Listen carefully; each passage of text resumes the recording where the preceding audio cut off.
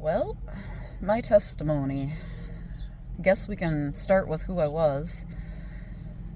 Years ago, I ran multiple nonprofits, had a ranch, beautiful ranch, worked my ever-loving tail off. I was working towards the American dream. I carefully saved, I carefully planned, I had medical insurance, I did everything that the church teaches us that we do because then God will bless us. But God had heard my prayer asking about the least of these, and even if I volunteered at church to help the homeless, I realized now the way that I had volunteered and the way I was helping was really not helpful. Because we got as many people through as we could, but in all honesty, I and nobody I worked with actually knew much about any of them. They were numbers. That's how you got grants, and that's how you got things working, and I was, at the time, genuinely believing I was serving God while I was working and everything else. Somewhere in about 2007 or 8, although I was working and running the ranch and everything else, my health started to decline. I had more and more problems with a pulse thing that they kept telling me was anxiety, and I was overstressed and I was working too hard. But that wasn't the problem. I had more and more issues with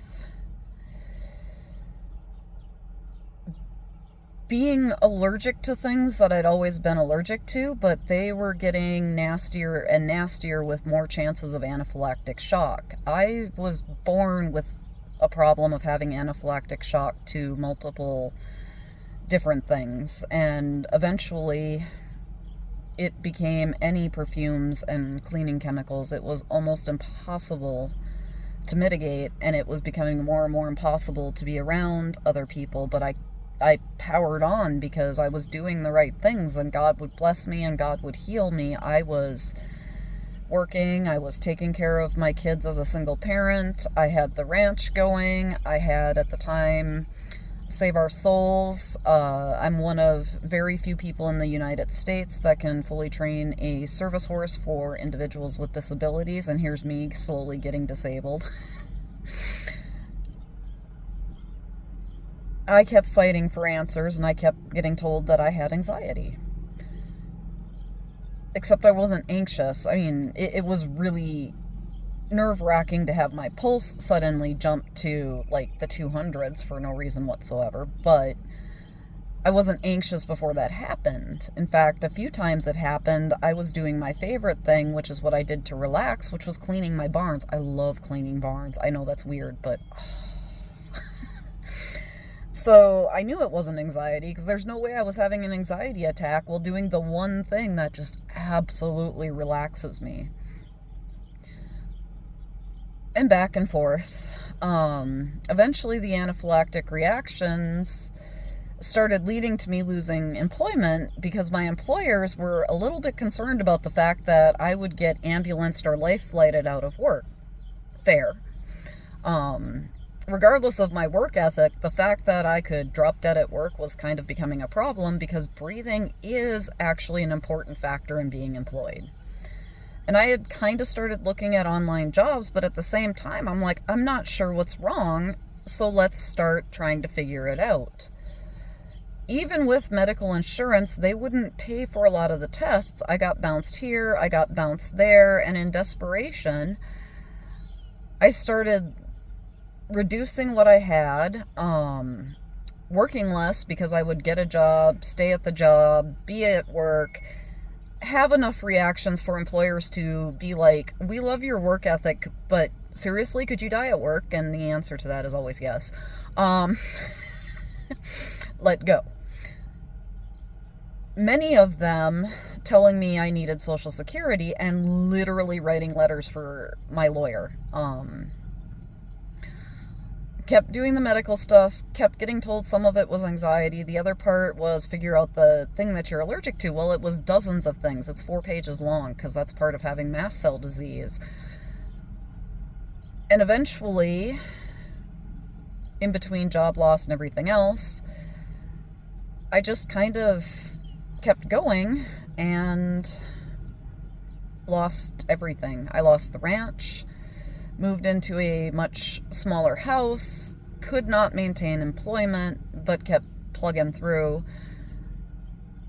until I got diagnosed, which cost me just about everything I have. If people are wondering if they have saved enough, done enough to where a chronic illness is going to not be detrimental, that would have been back in 2010. I figured out that you need at least $2.75 million set aside at all times, and I was young back then. I had quite a bit to go off of, but I burned through it to get diagnosed. I was finally diagnosed with mast cell activation syndrome, POTS, posterior orthostatic tachycardia syndrome, and dysautonomia, and a few other things that kind of contribute. I know Sjogren's syndrome was added in there because they did that eye test, and that was the weirdest thing ever. They put like little tabs in your eyes to see how much your eyes water. Mine don't. Like, they flat don't. So I'm finally diagnosed with all of these things and was told by my doctors that I needed to move to the desert because one of my triggers is barometric pressure change. So I moved to the desert, and for a time I had 2 jobs. One job that I got paid for, the other job was working at a ranch that I had a free place to live, and I basically anaphylactic shocked my way out of those jobs within a year. Those employers wrote the same letters to Social Security as well, that although I have a great work ethic and although I seem to want to work, there is no way at all any employer is going to keep me as an employee. And at first I kind of thought things would work okay, but they didn't, and I ended up homeless by March. Up until then, I'd worked with the homeless, and I had never really listened to them, so my thought was, great, I thought this was only drug addicts and the mentally ill. I'm neither one, but I can't keep a job to save my life. Especially because, like, the dysautonomia had gotten worse to the point that the version of scheduling, like, even an online job, I can't schedule. Especially if the weather is shifting. There are times where, for viable income online, it's like, I need a job where I can be texting while I'm laying down, I can be texting while I'm walking, and my sitting really is maybe an hour or 2 of the day. So it can't be something with a computer. I need to be able to lay down, I need to be able to walk around, I need to be able to basically text. And I know that seems odd, but that's what I need, and I never found a job that as a Christian I would do where that was viable. There was a inappropriate texting job that actually paid well, but as a Christian I would absolutely not do that to God. Don't think I have the creativity for it either, because I would find it disturbing. So there's that. I basically started talking to people about the nonprofit that I wanted to build. Like, the office hours would be, hey, Monday my health managed to make it so I could do 8 o'clock in the morning till 10, and then 2 o'clock in the afternoon until 6. And then Tuesday my health said no. And then Wednesday I can suddenly work 10 hours. And then Thursday I can do an hour or 2 in the morning, and then Friday I can suddenly do nothing, and then Saturday I can suddenly work a whole 12-hour day. Just depends on what my system decides that I'm gonna do today. And a lot of running a nonprofit I could have done laying down texting. That kind of seems to be a big factor for me. Sorry about that. the weather has massively shifted. See, this would be an entire week that I would miss working. This week, the desert has decided to not be the desert, which I'm doing the videos while fighting a massive amount of dizziness, all of my nerves being on fire, random severe shaking. Sorry, there's a car kind of parking by me. I'm wondering if they're gonna come try to talk to me. Significant shaking, and it's just not a good week. So knowing that the weather's going to be like this all week, that goes back to the I can't do an online job because I can't schedule. I would just miss work for the week. Or maybe 10 days, I think last I looked at the weather, I'm like, but those are some of the factors that led to my homelessness. Once I ended up homeless, I started finding people out here, people with cancer that had to choose between paying for treatment or somewhere to live, and they chose to live, so they paid for treatment, but they're homeless. I met a lot of people with lupus, pretty much any autoimmune disease, because autoimmune diseases, a lot like autonomic diseases, are one of those problems where it's like, can I work? Yes. Can I work on a schedule? No. In fact, I have pretty much no chance of working on a schedule. So they end up homeless, bouncing in between jobs, or trying to get Social Security. And then I met a large amount of people that they were getting Social Security, but they were on a housing waiting list and couldn't get housing. And then I met all of the ones that finally just go nomadic. They're not healthy enough to work, but they're at least healthy enough to, move around and drive here and there a bit. A good example for me is I used to go in between Las Vegas and Visalia, California on a regular basis. It's a 6-hour drive. It takes me 2 days. So can I nomad? Yeah, but it's more like slow mad. I will take 2 days to do a 6-hour trip. So it does, people are like, oh, you're out there doing all of this. And it's like, well, I am, but it's still not on a schedule. Like, I can leave Las Vegas at 8 o'clock in the morning, and with the amount of stops that I need to make in a 6-hour trip, I've taken 2 days to get from point A to point B.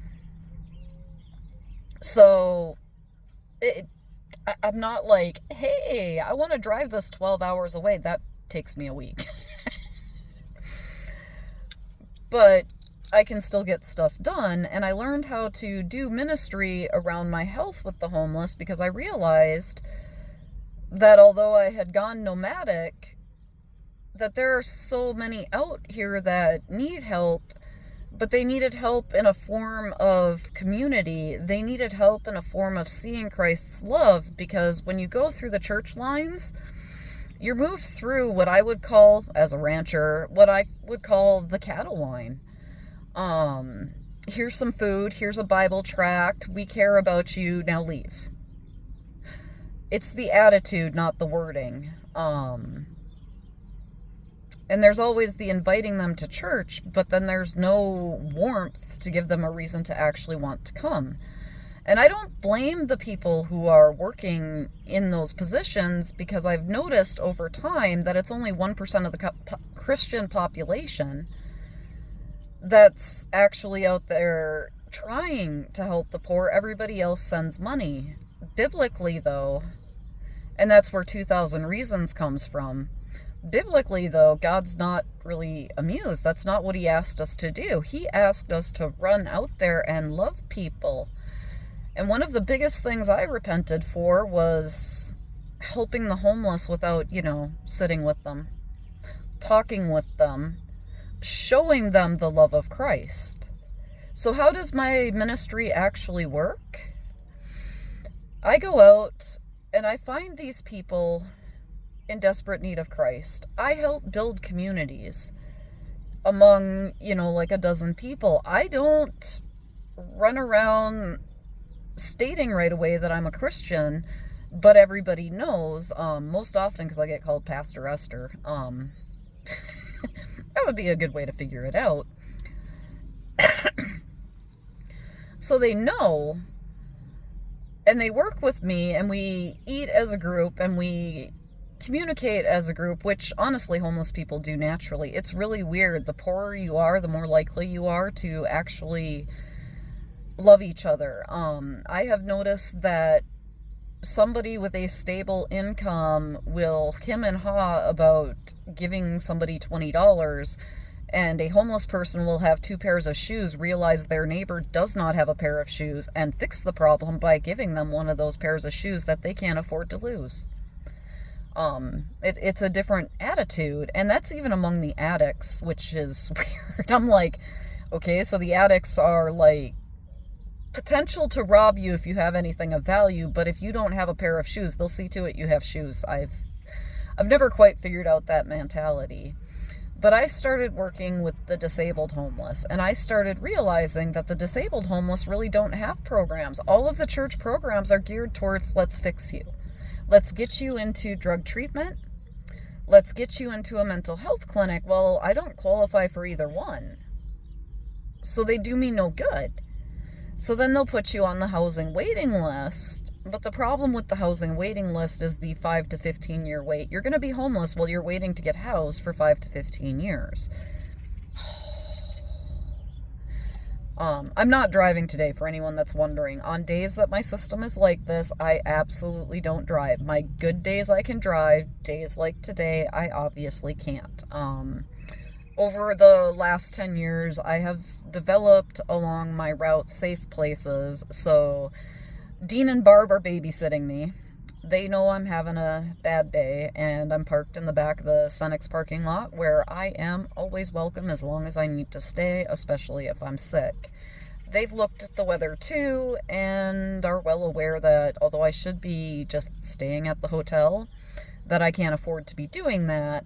So I am bouncing in between them and the Loves, that kind of same thing. They're open 24 hours. They know when I'm this bad that I'm in the area and are monitoring how I'm doing. So that's actually not a concern. I'm not driving anywhere. Absolutely not.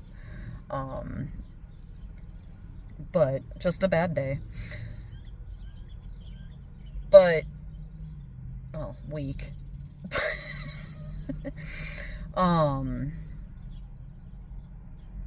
But I've moved around building these communities, and what I eventually get asked by everyone is, you're a Christian, then why don't you act like one? Well, the first time I'd heard that, I thought it was because I didn't pick at their sins first. I wanted to bring them the gospel first. So I was like, I don't agree with, and we'll say it's a drug addict, your drug use and everything else, but I know somebody better who can help you. And they're like, no, that's not what I'm talking about. And I'm like, well, then what are you talking about? It's like, you're not judging me for my situation. You've listened to me. You want to spend time with me. You're hearing me, and you seem to genuinely care about me. And the first time I heard that, I was like, say what now? But then I thought about it, and I thought about how churches responded to me. And I went, oh, I see. And I started explaining the difference in the gospel. Like, I explained the gospel, but I explained the difference in between the numbers game, because that's what it is. It's not that the churches are intentionally doing it. We've turned it into so much of a program that it's a numbers game. So if we serve 300 poor people today, we did good. But you can't serve 300 poor people with 8 to 12 people and actually love a single one of them. I'm there with the people as an equal. And in being an equal, I can love them where they're at, because it's just me and a group of 5 or 6 other people in the same position. And I'm sharing food, and I'm sharing stories, and I'm doing all the things that normal society does with them. So I started explaining the difference of who Christ is versus the church lines that I've told them, it's not the church's fault. They just don't know how to deal with the numbers, with the so few hands helping. And I've been asked, with so few hands helping, is that okay? And no, it's not. What I hear more often than not is, I don't feel like God called me to help the poor and the homeless. And I'm like, cool, have you read the Bible? Because there's 2,000 reasons he said you're absolutely required to. Not in a massive required to, but in a, this is part of what the Holy Spirit is going to have you wanting to do. That you are going to want to run out there and help the homeless. And you are going to want to help the people that are being treated poorly by society. You are going to want to help the oppressed. It's not a legalistic thing. The closer you are to the Holy Spirit, the more you want to be out there. And I want to be out here.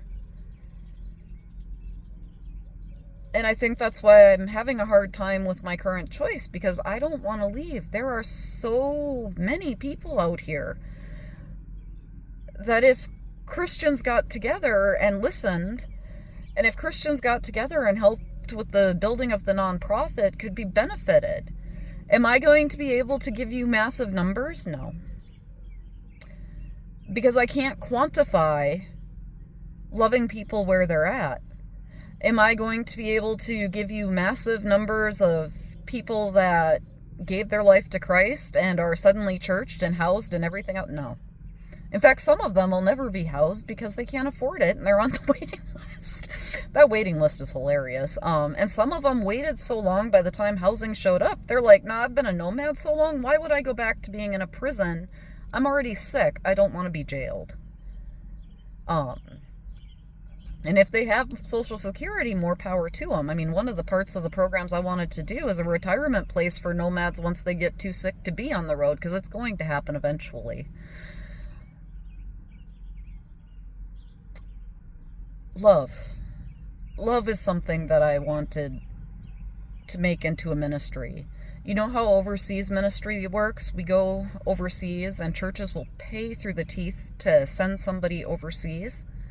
That's what we needed here. The program I wanted to build was to build that here, where you have people, preferably, believe it or not, my preference would be people that are ministering like me, who are too sick for most forms of employment, but they're not too sick to be a slow-moving nomad, part of different communities, because the nomad community is constantly moving, to be part of those communities and to teach Christ's love, not as a better, but as an equal. I, in all of my years, have seen people that hated God turn to God. I have seen people that I never thought would give their life to Christ do so. I have seen people choose to be housed after giving their life to Christ. I have seen people choose to continue on the road, but then continue spreading the gospel through loving people. I've seen so many lives change in a way that I can't quantify, but I can qualify. I've had months where I've been around one specific group of people and never been asked, because I've always left it to the Holy Spirit for them to come to me. And I have found that I spread the gospel by people coming to me and asking why. At other times, I have gone an entire month where everybody on the planet is asking me, and I am sharing the gospel like no other. It shifts and it changes because I'm not the one taking charge of it. And how I wish that people had listened, because what the organization needed was one of two things. To be connected to a church that was willing to hear that this isn't going to be done in a normal way. And the few churches I've talked to have said, oh, this is a completely new idea. It's not. I read the book of Acts. I applied the book of Acts. That's it. There's nothing new. It's in the Bible. What I'm doing is the Bible. But they're not willing to do it because it can't be quantified or quite made into a program, which I don't understand. If we can pay to send people to Brazil, then why can't churches then turn around and pay and help people that are going to do ministry in your own backyard. And online, I specified so many times that a nonprofit needed to be built. If we could build the nonprofit, I could quantify it enough to make it work. And like I said, I could, 15, 20 hours, do the office work and then teach somebody else to do more of it as it expanded. But I could keep it running while still doing ministry. I mean, I have spread the gospel while laying in my van nearly puking up blood. It's weird, but I have spread the gospel to people that are trying to make sure that I stay alive because my system crashed. Because that's the time to do it, because God's like, now's good. And I'm like, yeah, this seems like a weird time to share the gospel, but okay, I'll do it. I think it's that equal category. There's so much that could have been done, and there's so much that needs to be done, and I have tried to rail into other people that the investment needs to be made for this to get done. And I don't want to leave it behind. In fact, for the last 10 years, it's been the only reason I've stayed is because I don't want to leave these people behind, and I don't want to leave everything behind without the organization there. And without the help and the funding, so much more could have been done. And so much more is needed. So, the love of Christ needs to shine throughout all the places that I nomad. The love of Christ needs to start shining from some of the churches that I've nomaded through. I mean, it's so needed. There is a battleground out here bigger than Brazil and Africa and all of those other places, but we're ignoring it. And although I think it's great that we send money and we send missionaries here, there, and everywhere overseas, what about the missionaries here? What about the people here that are just as in need of knowing who Christ is? And the only way to get that message to them, I think, legitimately, is to be part of them. To care enough to be part of them. I have been treated like those people so many times by the organized church that I have a hard time even wanting to connect to the organized church. And I've been chased out of organized churches because my inability to be around perfume without an anaphylactic reaction divides the church. I'm sorry, that one still makes me laugh. Because people ask not to wear perfume, leave the church. I'm dividing the church and I get kicked out. Things like that need to change. If the church is supposed to be a light on a hill, then why is it that I'm a light in the desert that is listened to more than some of the churches? Are they trying to help? Yes. They are handing out food and Bible tracts, but they're not handing out the love that makes it worth it. And I can't find the Corinthians verse while I'm also doing the video because all I have is my phone. But there's a verse, it's in Corinthians or Colossians, I want to say, where Paul literally says, I can do all of these things, but if I don't have love, it's useless. And that's my message. I love everyone I work with. And they're not a ministry to me, and that's why I've said from the beginning, I will never post their stories online. You know why? Because my friends that live in a house, I would never be like, oh, your life fell apart. Can I get some video so that I can, support a ministry to help you? No. If I'm not going to do that to my best friend that lives in a house, I'm not going to do that to every single person that I talk to out here in the streets. Can I tell you that I've worked with X amount of people? Oh, yeah. Can I tell you a combination of multiple stories, but not specifically one person's story? Of course.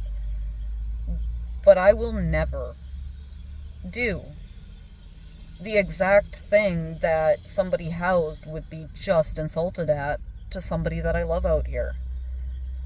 They're equal people.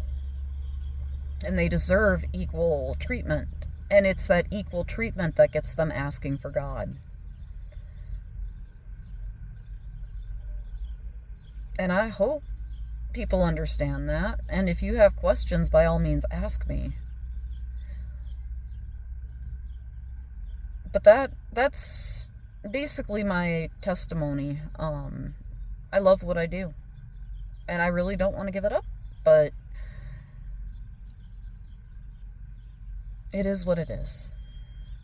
Much peace, everyone. And my prayer for you. And I know my friend who's running these will find the verse I'm talking about, or I'll find it once I am done with this, and I'll make sure it's attached. All right, my prayers are with everyone. Love you.